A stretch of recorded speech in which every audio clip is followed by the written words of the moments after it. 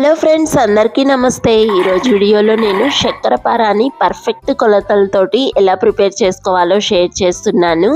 ఈ కొలతలతో ప్రిపేర్ చేసి చూడండి, చక్కెర పార క్రిస్పీగా టేస్టీగా వస్తాయి. ఫస్ట్ అయితే దీన్ని ప్రిపేర్ చేసుకోవడం కోసం ఒక గిన్నెలోకి 2 కప్పుల మైదా పిండిని తీసుకున్నాను. మీరు మైదా పిండి బదులు గోధుమ పిండి కూడా తీసుకోవచ్చు.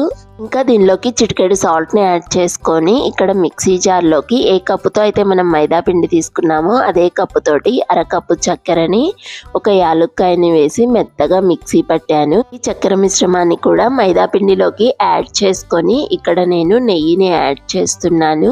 మీరు నెయ్యికి బదులు డాల్డా కూడా యాడ్ చేసుకోవచ్చు. ఇప్పుడు పిండి మొత్తాన్ని అయితే మిక్స్ చేస్తున్నాను. మనం ఇక్కడ పిండిని ఇలా హోల్డ్ చేస్తే కొంచెం ముద్దగా అయినట్లయితే ఉండాలి. ఆ తర్వాత ఇక్కడ నేను ఒక అరకప్పు వాటర్ని తీసుకునేసి ఈ పిండి మొత్తాన్ని అయితే మిక్స్ చేసుకుంటున్నాను. మీరు ఇక్కడ వాటర్కి బదులు పాలు కూడా యాడ్ చేసుకోవచ్చు. ఇంకా వీడియోలో చూపిస్తున్న విధంగా పిండి మొత్తాన్ని అయితే ఒక ముద్దలాగా ప్రిపేర్ చేసుకొని మూత పెట్టి ఒక 15 నిమిషాలు అయితే పక్కన పెట్టేశాను. 5 నిమిషాల తర్వాత ఈ పిండి ముద్దను అయితే రెండుగా చేసుకునేసి చపాతీ బల్ల మీద కొద్దిగా పొడి పిండిని వేసుకునేసి రోల్ చేసుకోవాలి.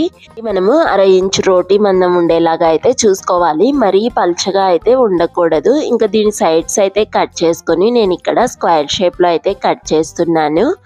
డైమండ్ షేప్లో కూడా కట్ చేసుకోవచ్చు. ఇంకా ఇలాగా అన్ని బిళ్ళల్ని కట్ చేసి పెట్టుకొని నా ఆయిల్లోకి అయితే డ్రాప్ చేస్తున్నాను. మంటను లో ఫ్లేమ్లో పెట్టుకొని వీటన్నిటిని యాడ్ చేసుకున్నాక మంటను మీడియం టు హై ఫ్లేమ్లో అయితే వీటన్నిటిని ఫ్రై చేసుకోవాలి, 2 సైడ్స్ తిప్పుకుంటూ.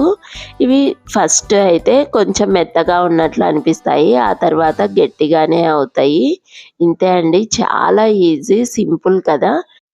ఈ స్వీట్ రెసిపీ వీడియో మీ అందరికీ నచ్చిందా? అయితే please like, share and subscribe. Bye bye.